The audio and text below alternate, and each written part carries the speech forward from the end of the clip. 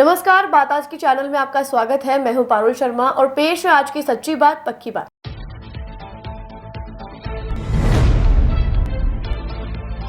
कांग्रेस के स्थापना दिवस पर केसरगंज कार्यालय पर हुआ झंडारोहण। पार्टी को एक करने का लिया गया संकल्प।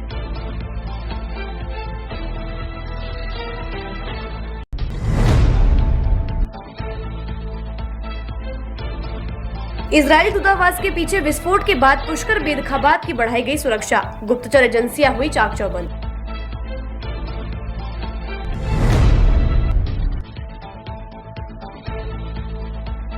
जवाहरलाल नेहरू अस्पताल में पहली बार हुई पेट की बाईपास सर्जरी। डॉक्टर प्रशांत कोठारी ने की शल्य चिकित्सा।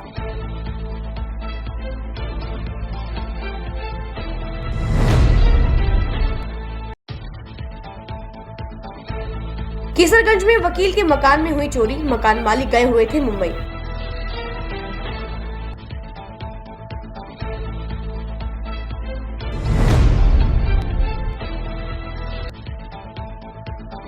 परचूनी की दुकान में हुआ युवक पर हमला। सामान खरीदने आए लोगों के बीच हुआ था झगड़ा।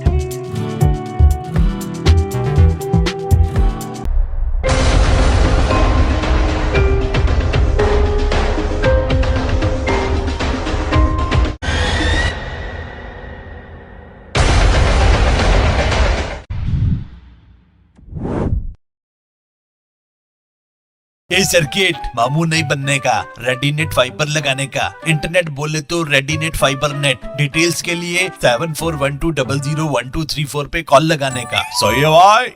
इंटरनेट बोले तो रेडीनेट फाइबर। अब शुरू करते हैं बातों का बेहतरीन सफर। भारतीय राष्ट्रीय कांग्रेस का 139वां स्थापना दिवस आज शहर जिला कांग्रेस के केसरगंज स्थित कार्यालय पर अजमेर में मनाया गया।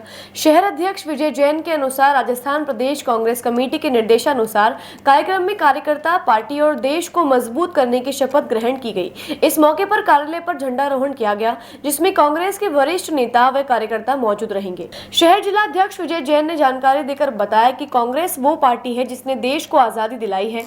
जिन नेताओं ने अपनी जान गंवाकर देश के प्रत्येक नागरिक को खुली हवा में सांस लेने का मौका दिया है। उन्होंने बताया कि कांग्रेस के नेताओं द्वारा दिया गया बलिदान सदैव स्मरणीय रहेगा और उनके बताए हुए मार्ग पर चलकर कांग्रेसी नेता व कार्यकर्ताओं द्वारा देश की उन्नति और विकास में सदैव योगदान दिया जाएगा। वहीं दूसरी ओर द्रौपदी कोहली ने बताया कि जब कांग्रेस पार्टी की स्थापना की गई थी तब देश में आजादी की लड़ाई लड़ी जा रही थी, जिसमें कांग्रेस के कई नेता और कार्यकर्ता शहीद हुए। उन्होंने बताया कि जिस संविधान को बचाने के लिए यह लड़ाई लड़ी गई थी, आज इस संविधान की हत्या की जा रही है और अब कांग्रेस का एकजुट होकर लड़ाई लड़ने का समय आ गया है। द्रौपदी कोहली ने कहा कि संविधान की लड़ाई गोरों से लड़ी गई थी, लेकिन अब चोरों से लड़ी जाएगी। इसी कड़ी में जिला दुग्ध उत्पादक अध्यक्ष रामचंद्र चौधरी ने बताया कि सभी कांग्रेसी कार्यकर्ताओं ने आज तिरंगे के नीचे खड़े होकर यह प्रण लिया है कि आने वाले चुनाव में राजस्थान में लोकसभा सीटों पर कांग्रेस पार्टी को बहुमत देकर विजय बनाएंगे और हिंदुस्तान में इस बार कांग्रेस की सरकार जरूर लाएंगे। 139वें स्थापना दिवस पर अजमेर शहर जिला कांग्रेस कमेटी की ओर से सभी शहरवासियों को हार्दिक बधाई व शुभकामनाएं। आज हमारे यहाँ जिला मुख्यालय पर जो है हमारे कार्यालय पर झंडारोहण कर हमारे साथ वरिष्ठ कांग्रेस जनों के साथ हमने यहाँ जो है 139वां हमारा स्थापना दिवस मनाया है। कांग्रेस का 139वां स्थापना दिवस, साथ में देश को हम जो याद दिला रहे हैं, हमारे उन साथियों को याद दिला रहे हैं जिन साथियों ने कभी नहीं देखा कि कांग्रेस का बलिदान क्या रहा देश के लिए। उन लोगों को, जिन लोगों को अभी जो परसेंट में सरकार है, उन्होंने जिस तरह तोड़ मरोड़ के जो छवियां पेश की हैं, उन सबों को यहाँ एक हमने जो है बात रखी कि उन सब के बीच में जाकर हम उनको वास्तविकता जो से अवगत कराएं, क्योंकि जिस तरह हमारे देश के अंदर इस वक्त अराजकता की स्थिति है, जिस तरह हमारे देश के अंदर जाति के नाम पर, धर्म के नाम पर और मजहब के नाम पर जो है राजनीति की जा रही है, ऐसा कांग्रेस पार्टी ने ना तो कभी विचार रखा और ना कभी चाह। हमारे देश को एकता और मजबूती के सूत्र में बांधकर और हमारे उन नेताओं ने अपने बलिदान देकर देश को जो आज़ाद कराया, वह सदैव स्मरणीय रहेगा। मैं इतना ही सब साथियों से निवेदन करता हूं कि हमारे कांग्रेस पार्टी की रीति नीति और कांग्रेस पार्टी ने जिस तरह हमारे नेताओं का बलिदान दिया है, उनको स्मरण करते हुए हम जो है पुनः जो है एक बार देश के अंदर कांग्रेस की सरकार बनाएंगे और हमारे जो है देश के अंदर हमारे कांग्रेस की सरकार बनाकर देश को फिर एक मजबूती और विकासशील देश के रूप में विकसित करेंगे। जय भारत जय। कांग्रेस का 139वां स्थापना दिवस आज हमारे शहर जिला कांग्रेस कमेटी कार्यालय के ऊपर यहाँ मनाया गया, जिसमें सभी वरिष्ठ कांग्रेसजन, पार्षद साथीगण, हमारे अग्रिम संगठन प्रकोष्ठ के हमारे साथीगण और जिला कांग्रेस कमेटी के हमारे पदाधिकारियों ने जो है भाग लिया। सर्वप्रथम अजमेर शहर की जनता को बहुत बहुत बधाई व शुभकामनाएं। और कांग्रेस वो पार्टी है जिस पार्टी ने देश को आज़ादी दिलाई, जिन नेताओं ने अपनी जान गंवाकर देश को आज खुली हवा में सांस लेने के लिए और आपको और हमको सबको आज जो आज़ादी दिलाई है, कांग्रेस के वही नेता हैं। हमारे कांग्रेस के नेताओं द्वारा दिया हुआ बलिदान सदैव स्मरणीय रहेगा। उनके बताए हुए मार्ग पर चलकर हमारे देश की तरक्की, उन्नति और विकास संभव है, क्योंकि जिस तरह अभी वर्तमान समय में हमारे देश के नेतृत्व करने वाली पार्टियां मजहब के नाम पर, धर्म के नाम पर और लोगों को बरगलाकर जो राजनीति कर रही है, वो कभी भी देश की तरक्की, उन्नति नहीं करा सकता, वो देश को कभी भी खुशहाल नहीं बना सकता। तो हम तो यही सब साथियों से सबसे निवेदन करते हैं कि हमारे नेताओं के बताए हुए मार्ग पर चलकर आप एक कुशल देश को और एक समृद्ध देश को विकसित करने के लिए संकल्प दृढ़ रहें। आज हमारा 138 वर्ष पूरे हुए और 139वां स्थापना दिवस हमारे कांग्रेस का बनाया गया।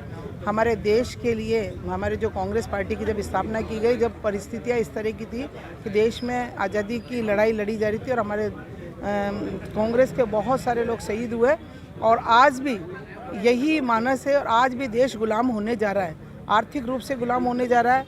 जिस रूप में हमारे स्वतंत्रता सेनानियों ने लड़ाई लड़ी और जिस बात के लिए लड़ाई लड़ी, संविधान को बचाने के लिए लड़ाई लड़ी, संविधान को बनाने के लिए लड़ाई लड़ी, आज उसी संविधान की हत्या की जा रही है। संविधान को वापस से ख़त्म किया जा रहा है और इनका बस चले तो ये चुनाव भी ख़त्म कर देंगे कुछ दिनों में, क्योंकि इनका यही चल रहा मसूदा अभी।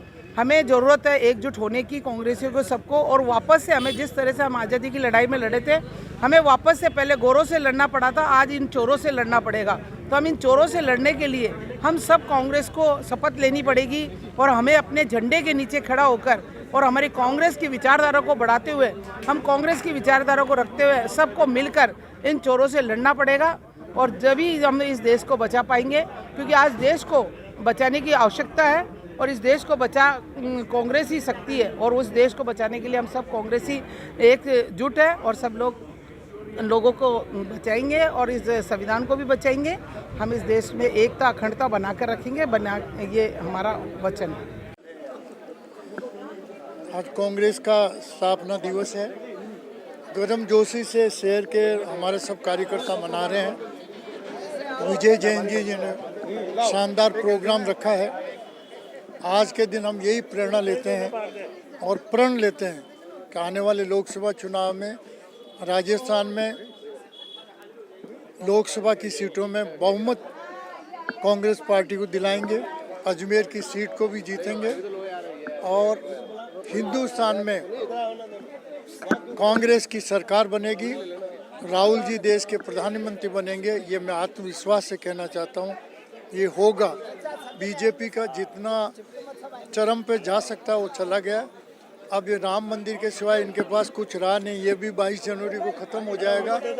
आगे कोई देश के विकास का इनके पास प्रोग्राम नहीं।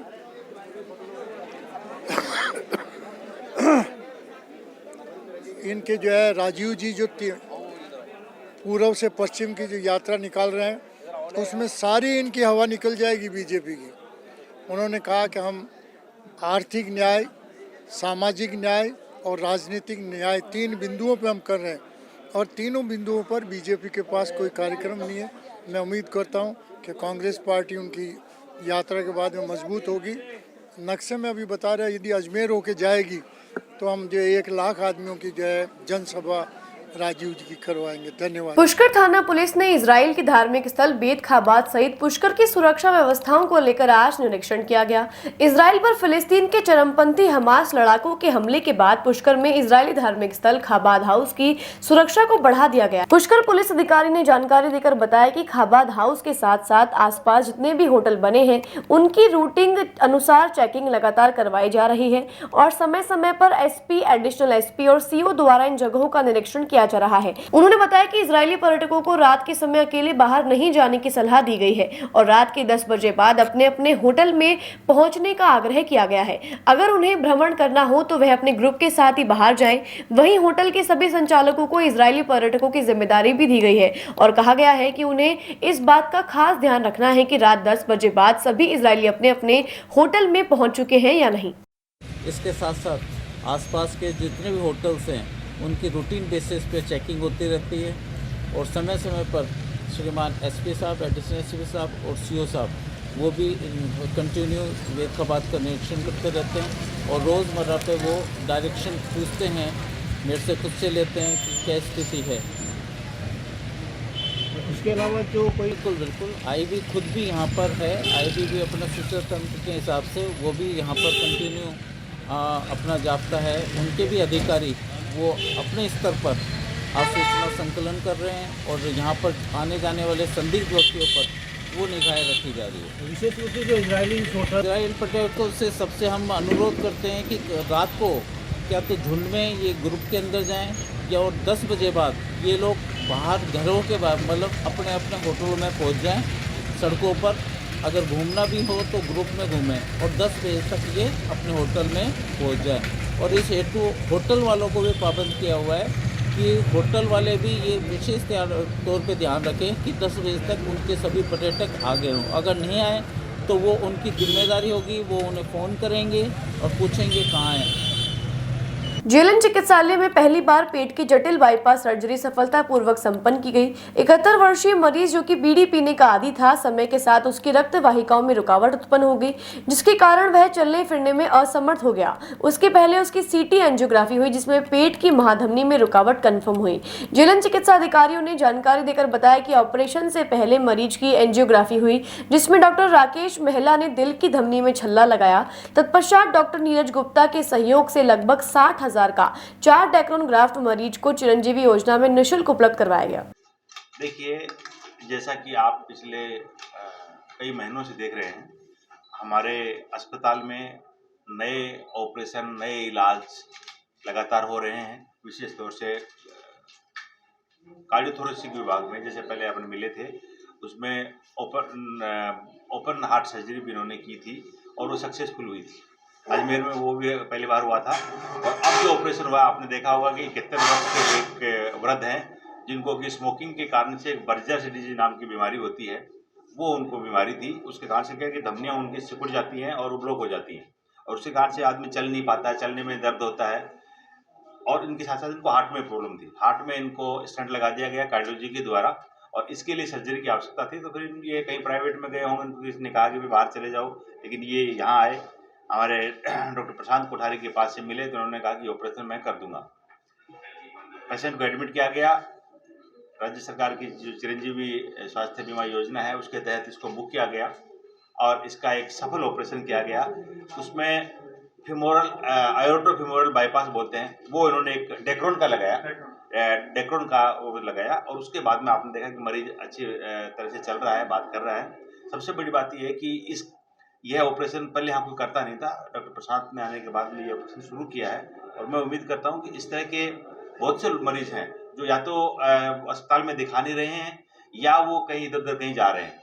तो ये ऑपरेशन सक्सेसफुल होने के बाद में अगर आपके थ्रू ये बात मीडिया में जाएगी, लोगों को पता लगेगी, लोग आएंगे और एक गरीब लोग जो जिनका एक्सेस नहीं है ऐसी सुविधाओं के लिए लोग आएंगे। और मैं उम्मीद करूंगा कि आने वाले समय में हम इस प्रकार के और इससे बेहतर भी हम ऑपरेशन करेंगे। हम निकट भविष्य में ये भी प्लान कर रहे हैं कि जो सर्जरी, जिसको हार्ट की सर्जरी सबसे बड़ी सर्जरी बोलते हैं, बाईपास सर्जरी, हम निकट भविष्य में वो भी प्लान कर रहे हैं। और मैं उम्मीद करूंगा कि हम अगले आने वाले एक डेढ़ महीने या 2 महीने में मिलेंगे। फिर एक बाईपास सर्जरी भी हम यहाँ प्लान कर रहे हैं और वो भी एक अजमेर के लिए, विशेष मेडिकल कॉलेज के लिए एक सौगात हो। सर ये कितना बड़ा प्राइवेट का खर्चा तो कम से कम 3 लाख। प्राइवेट में खर्चा तो जब ये लेकर हमारे यहाँ भी लगभग 90,000 रुपए का पैकेज था इसका, और प्राइवेट में लगभग 2.5 से 3 लाख तो आप मान लो कि इतना खर्चा तो हो सकता है। सर कितना बड़ा चैलेंज था इसका ऑपरेशन? ये ऑपरेशन बहुत बड़ा चैलेंज था। सबसे पहले तो मरीज का हमारे पे विश्वास कि वो JLN में आए, पहली बार ऑपरेशन करवा रहा है। दूसरा हमारे सर्जन डॉक्टर प्रशांत कोठारी का आत्मविश्वास कि मैं ये कर दूंगा। आपको पता है कि अकेला सर्जन है यहाँ, उसके बावजूद भी इन्होंने अपने असिस्टेंट के साथ करके ये इनका आत्मविश्वास बहुत काम आया।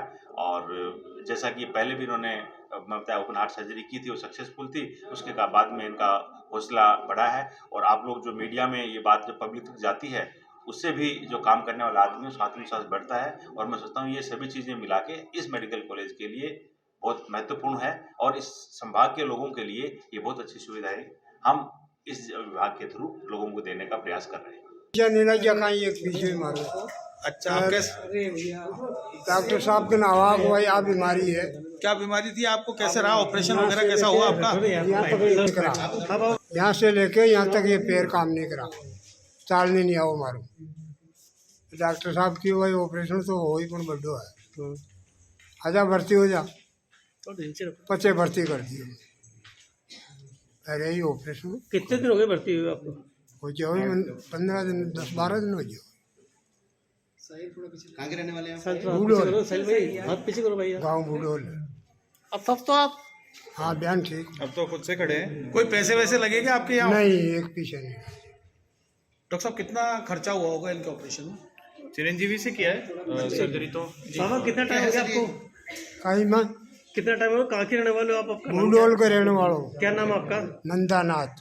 ठीक है। कितने टाइम से परेशान थे आप? 2 साल से। पहले कहीं दिखाया आपने, इलाज कराया कहीं? पता है अपन कोई को इलाज करवाड़ो नहीं चाहिए। अब आपको तकलीफ थी क्या? हाँ, चलने में तकलीफ थी? हाँ तो चलबाम तकलीफ ही। और ये पैर का अंगूठा है ना, ये रात दिन, पैर का अंगूठा रात दिन काम नहीं किया था। अब ऑपरेशन होने के बाद आप संतुष्ट हैं? हाँ संतुष्ट। जटिल था और जो हार्ट की बाईपास होती है उससे काफ़ी हद तक ये जटिल हो जाता है, क्योंकि इसमें पूरा एब्डोमेन खुलता है, जैसे कि हम पेट कहते हैं, पूरा खुलता है और लंबा चलता है। आप जब सर्जरी करते हैं और ग्राफ्ट ऊपर वाला जोड़ते हैं पेट की महाधमनी से, तो उस टाइम पे आप क्रॉस क्लैम कर देते हैं पेट की महाधमनी, यानी कि नीचे की सप्लाई बिल्कुल बंद हो जाती है। अब हमारे सामने चैलेंज ये होता है कि जैसे ही आपने महाधमनी बंद करी, आपने क्रॉस क्लैम करी, नीचे की सप्लाई बंद हुई, तो आपको 40 मिनट के अंदर करना है, वरना पैरों से नीचे का जो है वो सब खत्म हो जाएगा। तो हम उसको एक बार में कर पाए, नए सेंटर पे कर पाए, तो हमें ये बहुत, इसके बाद हमारे हौसले और बुलंद हुए कि हम कर सकते हैं। और बिना किसी सहयोग के हम इधर कर पाए। सारा सामान जितना भी था सर्जरी में प्रयुक्त होने वाला, सर्जरी के बाद वाला, इस बार हमने सर के मार्गदर्शन में किया। सर ने सब, सुप्रिटेंडेंट सर ने हमें ग्राफ्ट उपलब्ध कराया, जो कि काफ़ी कॉस्टली ग्राफ्ट है। इसको देखेंगे तो ये 60 से 70 हज़ार का तो एक ग्राफ्ट ही आता है। और ऑपरेशन के बाद में सबसे इम्पोर्टेंट चीज़ जो रहती है वो ये रहती है कि पेशेंट की दोबारा से खाने पीने का हो जाए, उसकी अंतड़ियों में मूवमेंट आए, जो कि उसका आ गया, चलना फिरना उसका रहा। और हमने जब इस पेशेंट को प्लान किया था तो ये जो डिजीज़ होती है ये खाली पेट की माधमनी में नहीं, ये हृदय की में ही होती है, जिसके लिए हम बाईपास करते हैं। तो जब हमने इसको देखा तो हम एक बार तो तैयार हुए कि हमें इसका बाईपास करना पड़ेगा। तो हमने इसकी एंजियोग्राफी कराई हार्ट की। कोरोनरी एंजियोग्राफी में इसका ब्लॉकेज पाया गया, जैसा कि उम्मीद भी थी, लेकिन खाली एक नस में हुआ। तो जिसके लिए डॉक्टर राकेश मैला ने इसकी एंजियोप्लास्टी करी, इसमें छल्ले डाले। उसके बाद में हमने 20 दिन इस पेशेंट को रुकाया, क्योंकि छल्लों के तुरंत बाद हम सर्जरी नहीं करते, हम इनको रोकते हैं। उसके बाद में हमने इसको लिया सर्जरी के लिए। अजमेर के केसरगंज इलाके में बीती रात वकील के सूने मकान में चोरी की वारदात सामने आई है। मकान के ताले टूटे देख क्षेत्रवासियों ने केसरगंज थाना पुलिस को सूचित कर दिया है। परिचित ने जानकारी देकर बताया कि मकान मालिक पेशे से वकील है और वह अपने किसी निजी काम से मुंबई गए हुए हैं। पीछे से मकान को सूना पाकर बीती रात चोरों ने मकान के ताले तोड़कर चोरी की वारदात को अंजाम दिया है। उन्होंने बताया कि मकान के फर्स्ट फ्लोर पर सभी अलमारी व कमरों के ताले तोड़कर चोरों ने वहां रखे सामान को उथल पुथल कर दिया है। उन्होंने बताया कि वहां काम करने वाली नौकरानी सुबह शाम घर की देखरेख करने के लिए आती है। जब उसने मकान को उथल पुथल देखा तो मकान मालिक के परिचित को सूचित कर दिया। परिजनों ने तुरंत चोरी की सूचना पुलिस को दी। मौके पर पहुंची केसरगंज पुलिस ने मामले की जांच शुरू कर दी है। अभी केसरगंज जो हमारा महावीर मोहल्ला है वहाँ पर एडवोकेट रहते हैं, हमारे ओझा जी रहते हैं। वो कुछ दिन से बाहर गए हुए हैं, कोई पारिवारिक कार्यक्रम में बाहर गए हुए हैं। तो अभी आज हमारे को सुबह पता चला, इनके यहाँ काम वाली आती है, उससे पता चला कि इनके रात को ताले टूट गए हैं और अंदर चोर गए हैं। अंदर क्या क्या सामान चोरी हुआ है, वो क्या हुआ है, वो सारा तो वो बाहर से वापस आएंगे तब पता चलेगा। अभी उनके यहाँ पे जो रिश्तेदार रहते हैं वो लोग आए हैं, उन्होंने तहकीकात करी और पुलिस को भी बुलाया है। यहाँ पर केसरगंज से हमारे पुलिस चौकी से जो इंचार्ज है हमारे, वो भी यहाँ पर आए हैं और सारा देखा गया है, सब कुछ हुआ है। हम यही मांग करते हैं, प्रशासन से ये मांग करते हैं कि अभी जो सर्दी का टाइम है, सर्दी के टाइम पर चोरियाँ बहुत होती है। जगह आए दिन आया जा रहा है कि यहाँ पर चोरियाँ हो रही है, वहाँ चोरियाँ हो रही है।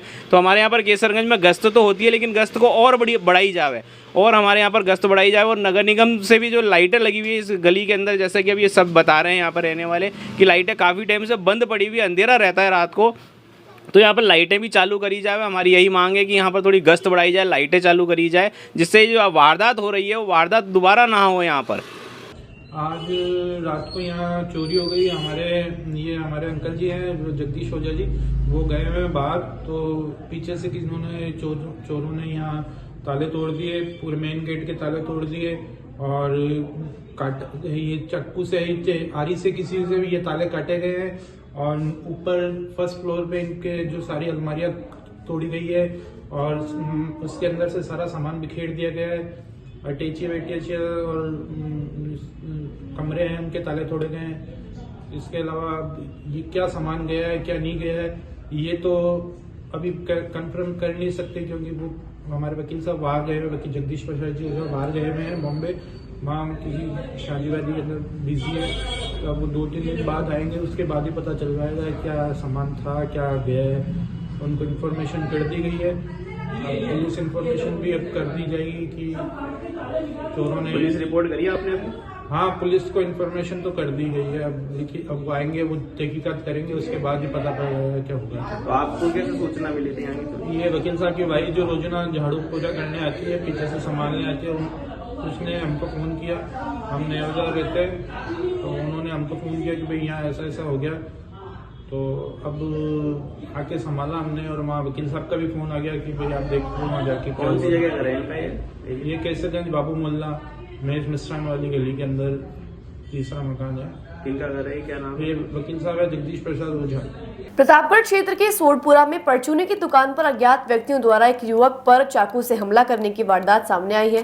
पीड़ित ने जानकारी देकर बताया कि वह परचूने की दुकान पर कोई सामान लेने आया था। इस दौरान वहां पर 4 से 5 लोगों में आपसी कहासुनी के चलते झगड़ा बढ़ गया। इसी बीच चाकूबाजी में उन पर 2 से 3 वार कर दिए गए। हमले से पीड़ित लादूराम को घटना के बाद अजमेर के जिला अस्पताल में भर्ती करवाया गया है। हाँ भैया बताइए सारी बात क्या हुआ? हम तो गाड़ी पे जा रहे थे, वहाँ रुक के गुटखा लेने के चक्कर में, तो वहाँ गाड़ी खड़ी थी वो ब्रांच वाली, तो वैसे ही आपस में बोलचाल के चक्कर में झगड़ा हो गया। झगड़ा होते उसने चक्कू डाल दिया गाड़ी से निकाल के लाके। 2-3 आदमी बाद में हो रहे और झगड़ा किया। कौन लोग थे?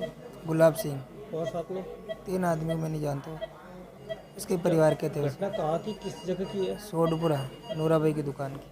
चाकू कौन सा था उनके पास? बड़ा वाला चाकू था, खंजर जैसा। किस कारण से आपको झगड़ा हुआ? ऐसे ही छोटी मोटी बात के चक्कर में। कोई मामला नहीं, लेन देन कुछ नहीं। पहले भी कोई ऐसा था? नहीं, पहले नहीं। तो हमारे तो वो आता था, हरदम आते वहीं दुकान पे, जान पहचान थी उससे। आप क्या काम करते हैं? ड्राइवर, गाड़ी चलाते। और वो दुकान करते हैं? वो दुकान है, वो तो ऐसे 2 नंबर का शराब बेचते हैं गाड़ी से। अच्छा, इधर उधर ब्रांच पे छोड़ते हैं माल। कहाँ की घटना आई है? सोडपुरा नूरा भाई की दुकान। सोडपुरा नूरा भाई की दुकान का। कहाँ पे पड़ता है सोडपुरा? कहाँ पड़ता है? प्रतापगढ़ में। प्रतापगढ़। भाड़ा कौन सा लगता है आपको? रास। आपका नाम? मेरा नाम लादू काटा था। मुकदमा दर्ज करवा दिया है। हाँ मुकदमा दर्ज पुलिस आ गई थी? हाँ पुलिस आई। कितने बार किए आपके? 2 बार। 2 बार। अभी स्वास्थ्य ठीक है आपका? हाँ अब तो ठीक। बातों को देते हैं एक छोटा सा विराम, जल्दी मिलते हैं एक नए सफर पर।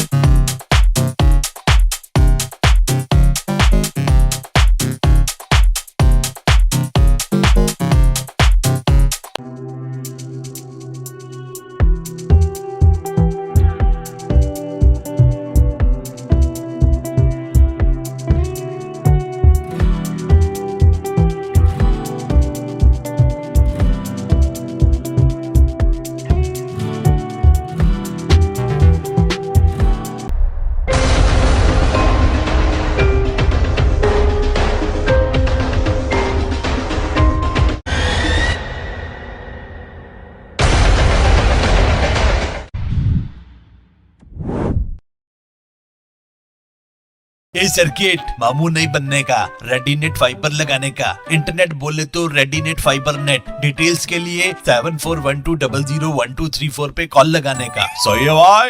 इंटरनेट बोले तो रेडीनेट फाइबर। एक बार फिर आपका स्वागत है। आइए चलते एक नए सफर पर। पुष्कर के निकटवर्ती ग्राम बासेली में देर रात घर में घुसकर 2 अज्ञात युवकों द्वारा मिट्ठू सैनी नाम के युवक पर रिवॉल्वर तानकर मारने की कोशिश करने का मामला सामने आया है। घटना के शिकार हुए पीड़ित की माने तो वह घर पर तकरीबन 11:30 बजे पहुंचा था, जहां 2 अज्ञात युवकों द्वारा रिवॉल्वर तानकर मारने की कोशिश की गई, लेकिन गनीमत रही कि घटना का शिकार हुआ पीड़ित भागकर घर से बाहर निकल गया और जोर जोर से चीखने लगा। चीख सुनकर पड़ोसी और परिजन अपने घरों से बाहर निकलकर घटनास्थल पर पहुंचे। इतनी देर में दोनों अज्ञात बदमाश मौके से फरार हो गए। सूचना मिलते ही पुलिस भी मौके पर पहुंच गई। फिलहाल पुलिस मामले की जांच पड़ताल में जुटी है। एक कारतूस मिला है और ऐसी कोई घटना हुई है, लेकिन वो घटना क्या है ये एक जांच का विषय है और पुलिस इन्वेस्टिगेशन के बाद ही पता चल पाएगा कि सच्चाई क्या है, इस घटना में कितनी सच्चाई है और घटना घटित हुई है या किस प्रकार की घटना है। अभी तक तो प्रथम सूचना वो खुद कंप्लेनेंट ने अभी थाने पे दी नहीं है, जैसे ही देगा उसके बाद ही इन्वेस्टिगेशन प्रारंभ हो जाएगा। रात को हम लोग वहाँ पे पहुँच गए थे। प्रथम रात को पहुँचने के बाद वहाँ का निरीक्षण किया गया था। वो एक मकान है जो पुराना बना हुआ है, लगभग 3-4 साल पुराना, जिसमें कोई दरवाजे नहीं है, अंदर व्यवस्था भी नहीं है और जो वहाँ कंप्लेंटेंट है मिस्टर सैनी साहब कह रहे हैं वो सप्ताह भर में संभालने आते हैं। तो सप्ताह भर में ये 11:30 बजे वहाँ गए हैं और उन्होंने कहा उसके बाद ये घटना घटित हुई है। तो ये जाँच करते हैं, जाँच के बाद ही कुछ निष्कर्ष पर हम पहुँच पाएंगे। सर पुलिस ने कारतूस जब्त कर लिया? हाँ पुलिस ने कारतूस जब्त कर लिया। कल की बात है, रात को करीब 11:10 पे मैं डेली जैसे डेली आते हैं वैसे आए थे। मेरा दोस्त आया था, गेट खोल कर अंदर आकर गाड़ी खड़ी करी, मेरा दोस्त चल गया। उसके बाद में मैं यहाँ से मेरे घर पे जहाँ सामने जाता हूँ अंदर जाता रूम के डेली की, जब वहाँ गया था मैं जूते खोल के अंदर गया था। अंदर जाके पजामा पहन के बाहर आके मैंने कहा कॉफ़ी बना लेते हैं। वो तो दूसरे जूते पहना तो वहाँ सामने अंदर आपको दिखाऊँ, आप आओ पहले, ठीक है। तो अंदर जाके मैं जूते खोल के पीछे घुमाता हूँ। एक रूम है मेरे 2-3 और जो खाली है उनके, बाकी एक रूम तैयार है, मैं यहीं रहता हूँ। तो वो रूम के पीछे घुमा तो 2 बंदे वो गेट के सामने, उधर एक कमरा उस गेट के सामने अंधेरे के टाइम में वहाँ खड़े थे, पिस्टल तान रखी थी यूँ, मेरे यूँ घूमते सामने यूँ थी, वो चलाने की कोशिश कर रहे थे और क्या पता चली नहीं चली। मैं डर के चिल्ला के मैं बाहर आ गया, इधर बाहर आके गेट पे आ गया था, चिल्लाया था। फिर चिल्ला सब मेरे भाई सब आ गए, भतीजे वगैरह जो भी दोस्त वगैरह सब इकट्ठे हो गए। फिर वो हम फिर वापस अंदर आए, अंदर आके देखा तो वो कोई नहीं थे, यहाँ से भाग गए। तो कोई पे शक है क्या? शक पे मेरे को शक तो किसी पे बताऊं मैं आपको। और क्या है, मैं तो एक समाज सेवा तो करता ही रहता हूँ गाँव के अंदर ही। कभी कोई अतिक्रमण को लेके, रास्ते को लेके, ये तो समाज सेवा करता रहता है। भाई कुछ दिनों पहले एक ही गौचर के ऊपर का अतिक्रमण हुआ था, 30-40 बीघे जमीन के ऊपर। तो हमने एसडीएम साहब को ज्ञापन देके उन्होंने आदेश करवा के और वापस हमने वो हटवाई, बड़ी दीवार लगा दी थी उन्होंने, वो हटवाई थी। तो वो बंदा एक हनुमान सिंह दिया है जो उप सरपंच है, ग्राम पंचायत बांसली का। तो मेरे फ़ोन पर बात हुई, बोला यार ये क्यों करवा रहे हो? तो मैं तो कहा गायों के लिए है, ये क्यों अतिक्रमण करवा रहे हो आप? इसलिए हम तो सामने आदेश करा रहे तो हटवा रहे हैं। ऐसे करके बोला ठीक है अब थारो ध्यान रख जे तू। तो मैंने कहा मेरे को आप धमकी दे रहे हो क्या? बोला क्या यार समझा कर तू फिर करे क्यों गए? तो मैंने कहा मैंने गलत क्या कर दिया, यही बात चली। और दूसरा हमारा एक सामने रास्ता है 464 14 नंबर रास्ता, इस रास्ते का 5 साल से विवाद चल रहा है। इस रास्ते को हमने काफ़ी चौड़ा भी करवा दिया। सामने ये रहते हैं मेरे पुष्कर नारायण के 3 लड़के हैं, ये रहते हैं, तो इन पे भी मेरे को शक है। और इसके जीजे ने मेरे को 6 महीने पहले पुष्कर के अंदर बद्रीघाट के ऊपर मेरे को धमकी दी थी। बोला मैं ऐसा आदमी हूँ, ध्यान रखना उस मैटर में वापस कदम मत उठाना, नहीं तो मैं घर के अंदर घुस के काट देता हूँ आदमी को, मेरे को पूछ लेना। गोलियां चली तो कोई के नुकसान हुआ, क्या हुआ? नहीं वो नुकसान ऐसे सामने तो भग गया था, चलाने की कोशिश करी। अगर वो चल जाती है मैं वहां से नहीं भगता तो हो सकता है मेरी जान भी जा सकती। जिंदा कारतूस है, वो जिंदा कारतूस यहाँ पड़ा है। और कितनी तारीख की बात है वो है तो 21 तारीख को हम यहीं बैठे थे। तब एक हमारे बांसली का शिवराज भाटी है, तो रात को 10 बजे वो आया था यहाँ, और गेट ही कुंदा लग रखा था, तो खुद ही जबरदस्ती अंदर से खोल के आया। हम चिल्ला रहे थे कौन है कौन है, तो बोला ही नहीं, चुपचाप अंदर यहाँ आ गया था। यहाँ आके फिर वो हम वहाँ बैठे तप रहे थे तो वहाँ आ गया, आके और भैया कहना था कि आवाज़ सुन रहे, मैं आ गई और मिलो ही को नहीं। मुकदमा दर्ज कराया आपने? हाँ आप थाने पे रात को हमने 100 नंबर पे फ़ोन कर दिया था, तो वहाँ से साहब आए थे, सीआई साहब आए थे, अभी थाने पे बुलाया था, हम गए थे तो उन्होंने वापस हमारे को लेके आए, बोले चलो वहाँ एक बार मौका मारने पर करते हैं। अब वापस थाने पे बुला रहे हैं रिपोर्ट लिखने के लिए। हिंदू पंचांग के अनुसार हर साल पौष महीने में सूर्य देव के मकर राशि में प्रवेश करने की तिथि को मकर संक्रांति कहा जाता है। सनातन धर्म में मकर संक्रांति का विशेष महत्व होता है। इस दिन सूर्य देव दक्षिणायन से उत्तरायण हो जाते हैं। सनातन धर्म को मानने वाले लोग सूर्य देव की विशेष पूजा उपासना करते हैं, लेकिन इस बार सूर्य देव 15 जनवरी को देर रात्रि राशि में प्रवेश करेंगे, जिसके चलते मकर संक्रांति 15 जनवरी को मनाई जाएगी। सूर्य देव के उत्तरायण होने का भी विशेष महत्व बताया गया है, इसलिए दान पुण्य का कार्य 15 जनवरी को होगा। पंडित किशोर बुआ ने बताया कि 15 जनवरी को देर रात्रि 2:43 पर सूर्य देव धनु राशि से निकलकर मकर राशि में प्रवेश करेंगे। सूर्य देव के मकर राशि में प्रवेश करते ही मकर संक्रांति का पर्व मनाया जाएगा। वैसे तो प्रत्येक वर्ष माह की शुक्ल पक्ष की पंचमी तिथि को मकर संक्रांति का पर्व मनाया जाता है, लेकिन इस बार 15 जनवरी को पूजा अर्चना दान पुण्य करने का शुभ मुहूर्त प्रातःकाल 7:15 से लेकर शाम 5:46 तक रहेगा। मकर संक्रांति का पर्व देश भर में काफी हर्षोल्लास के साथ मनाया जाता है। इस दिन लाखों श्रद्धालु पवित्र नदियों में स्नान करके पूजा पाठ और जप के साथ दान पुण्य करते हैं। इस दिन भगवान सूर्य को अर्घ देने का विशेष महत्व होता है। साथ ही इस दिन पीले वस्त्र धारण कर सूर्य देव को जल अर्पित करते हैं। मकर संक्रांति वाले दिन सूर्य चालीसा का पाठ करना चाहिए। ऐसा करने से सुख शांति और धन में वृद्धि होती है। पवित्र नदियों में स्नान करने के बाद लोगों को तिल, गुड़ और खिचड़ी सहित वस्त्रों का दान करना चाहिए। ऐसा करने से सभी तरह के पुण्य की प्राप्ति होती है। आपको बता रहा हूँ कि मकर संक्रांति का पर्व इस बार 15 जनवरी को मनाया जाएगा। हिंदू पंचांग के अनुसार, ये मेरे पास दाते पंचांग है, इस पंचांग के अनुसार हर साल पौष महीने में सूर्य देव को धनु राशि से मकर राशि में प्रवेश करने पर मकर संक्रांति का पर्व मनाया जाता है। स्नान और दान, ये 2 चीज़ें इस दिन की महत्वपूर्ण है। पवित्र तीर्थ स्थलों में जाकर लोग वहाँ स्नान करते हैं, और दान का भी बहुत महत्व है। गाय को चारा, खासकर काले तिल का बहुत महत्व है, और इसी दिन तिल के लड्डू वगैरह आदि का भी मिठाई बनाकर घर घरों में बांटी जाती है और खिलाई जाती है। इस दिन संक्रांति के दिन ही 14 वस्तुएं दान करने का एक अपना अलग महत्व होता है। सूर्य देव के उत्तरायण होने का भी विशेष महत्व है, इसलिए दान पुण्य का 15 जनवरी को ही होता है। और 15 जनवरी को देर रात्रि को 2:43 से सूर्य देव धनु राशि से निकलकर मकर राशि में प्रवेश करेंगे और मकर संक्रांति का पर्व शुरू हो जाएगा। वैसे तो प्रत्येक वर्ष माह के शुक्ल पक्ष की पंचमी तिथि को मकर संक्रांति का पर्व मनाया जाता है, जो शाम 5:46 तक रहेगा। अजमेर के जिला मेडिकल कॉलेज के प्रधानाचार्य के नेतृत्व में चिकित्सा प्रशासन टीम द्वारा अस्पताल व कॉलेज के बाहरी परिसर का निरीक्षण किया गया, जिसमें सफाई व्यवस्था और पार्किंग व्यवस्थाओं का जायजा लिया गया। जिला अस्पताल के अधीक्षक डॉक्टर नीरज गुप्ता ने जानकारी देकर बताया कि सफाई और व्यवस्था संबंधित कर्मचारियों को कैजुअलिटी के बाहर वाहन पार्किंग को लेकर दिशा निर्देश दिए गए हैं। उन्होंने बताया कि जिस तरह की पार्किंग आज की गई है, हमेशा इसी तरह व्यवस्था बनाए रखें, जिससे कि पैदल आने जाने वाले लोग और स्टाफ को वाहनों से परेशानी न हो। उन्होंने बताया कि पीडब्ल्यूडी के कार्य के बाद जो भी मलबा बाहर पड़ा है उन सबको हटाने के निर्देश ठेकेदारों को दे दिए गए हैं और 2 दिन में मलबा हटाने के लिए उन्हें पाबंद कर दिया गया है। वहीं सभी सफाई कर्मचारियों को निर्देशित किया गया है कि अस्पताल परिसर में जहां भी कूड़ा कचरा या गंदगी दिखाई दे उसकी तुरंत सफाई करें और नियमित रूप से इसे बनाए रखें। आज प्रिंसिपल साहब के आदेशानुसार श्याम मोत्रा जी एडिशनल प्रिंसिपल मेडिकल कॉलेज के नेतृत्व में चिकित्सालय प्रशासन की टीम ने बाहरी परिसर का निरीक्षण किया है और इसके अंदर सफाई व्यवस्था और पार्किंग व्यवस्था दोनों को लेकर और पीडब्ल्यूडी से क्या काम कराना है, कहाँ से मलबा हटाना है, ये सारी चीज़ों का निरीक्षण किया गया है और संबंधित कर्मचारियों को निर्देश दिए गए कि पार्किंग की व्यवस्था जैसे आज हमने कुछ अलग रखी थी कैजुअलिटी के बाद, हमेशा पार्किंग की व्यवस्था इसी तरह से रहेगी जिससे एक तरफ से आना और एक तरफ से जाने का रहेगा और परिसर में जो भी पीडब्ल्यूडी के काम के बाद या अन्य एजेंसियों के काम के बाद जो भी मलबा पड़ा हुआ है उसको हटाने के लिए हमने ठेकेदार को निर्देश दे दिए। 2 दिन के अंदर ये सारा मलबा हटवाने के लिए पाबंद कर दिया है। इसके अलावा जहाँ जहाँ पे भी टाइल्स और टूटी हुई दीवारें हैं, प्लास्टर गिरा हुआ है, उसके लिए भी पीडब्ल्यूडी को बोला है उसको रिपेयर करने के लिए। सफाई कर्मचारियों को निर्देश दिया है कि परिसर के अंदर जहाँ भी कचरा पड़ा हुआ है वो सारा कचरा नियमित रूप से उसकी सफाई की जाए जिससे कि परिसर एकदम साफ सुथरा दिखे और रोगियों की सुविधा रहे।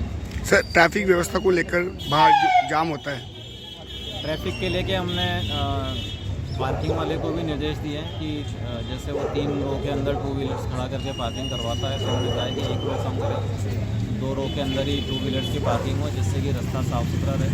इसके अलावा चिकित्सालय के गेट पर बहुत ज़्यादा अतिक्रमण हो रखा है, कई सारे ठेले लगे हुए हैं और उन ठेलों पे सामान खरीदने वाले लोग या खाने पीने वाले लोग अपना व्हीकल भी वहीं खड़ा कर देते हैं जिससे अस्पताल की जो एंट्री का गेट है वो ब्लॉक हो जाता है।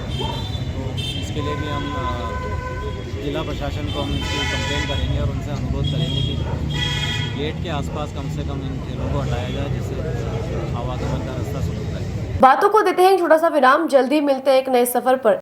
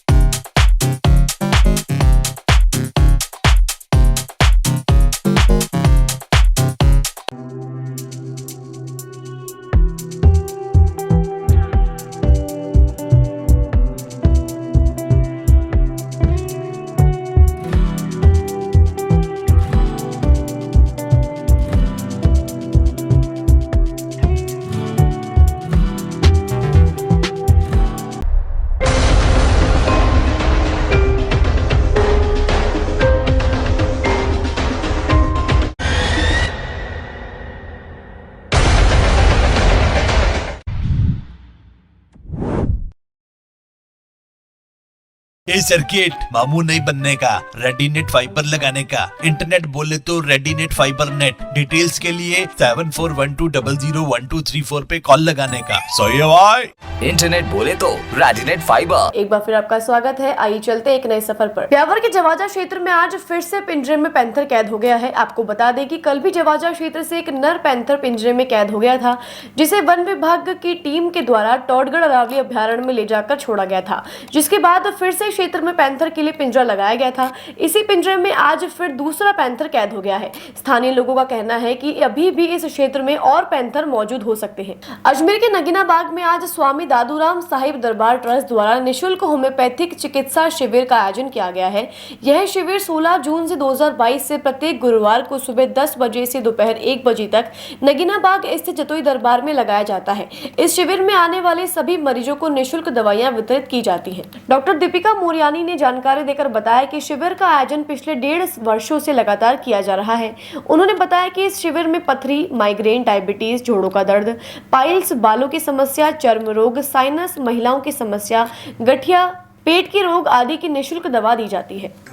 नगीना बाग जतोई दरबार में पिछले 1.5 साल से हर गुरुवार को सुबह 10 बजे से 1 बजे तक डॉक्टर दीपिका मोरयानी के द्वारा दरबार में निःशुल्क जांच और अपने दवाइयाँ होम्योपैथी की दी जाती है, जिसमें आज हर गुरुवार को कम से कम 50, 60, 80 करीबन पेशेंट आकर के लाभ प्राप्त करके जाते हैं। आज भी सुबह 48 पेशेंट आकर के उन्होंने लाभ प्राप्त किया।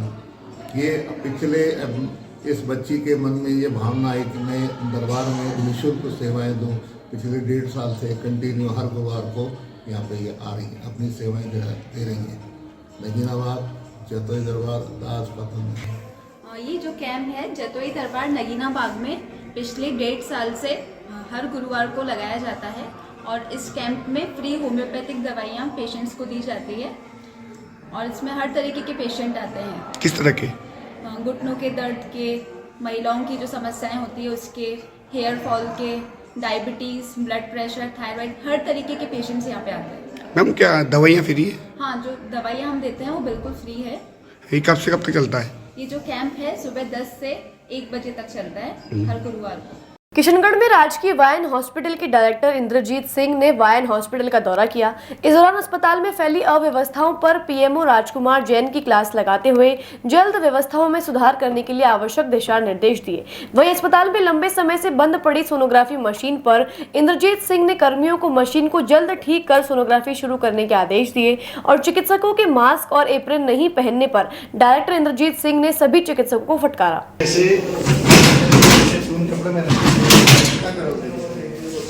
अपने घर में है क्या ऐसी भी, या अपने घर के भी ऐसे हाल कर रखे? तो किचन में हो, घर में अच्छा लगेगा क्या? लेकिन अस्पताल में अच्छा लगेगा हमको। देखो कत्तो कुछ बात है। बेच रहे हैं तो वो ये ना पेंशन वाला। ला भाई मैं साइन कर दूं। हो गई भैया। अजमेर के वैशाली नगर ईदगाह स्थित कॉलोनी में रहने वाली नाबालिग ने अपने साथ हुई छेड़छाड़ को लेकर आरोपी के खिलाफ मुकदमा दर्ज करवाने की मांग को लेकर आज जिला अधीक्षक को ज्ञापन सौंपा और आरोपी के खिलाफ कड़ी कार्यवाही करने की मांग रखी। नाबालिग ने जानकारी देकर बताया कि वह अपने दोस्त के साथ कल दुकान जा रही थी। उसी दौरान एक लड़का वहां जाकर उसके बारे में पूछताछ करने लगा और इस दौरान उसकी दोस्त को वहां से जाने के लिए बोल दिया और नाबालिग को अपने साथ हाथ पकड़ कर ले गया और छेड़छाड़ शुरू कर दी। पीड़िता ने बताया कि इस मामले की शिकायत थाने में भी करवाई गई, लेकिन उसके बावजूद भी उसकी सुनवाई नहीं की गई, जिसके चलते पीड़िता ने आज जिला एसपी को आरोपी के खिलाफ कार्यवाही को लेकर ज्ञापन दिया।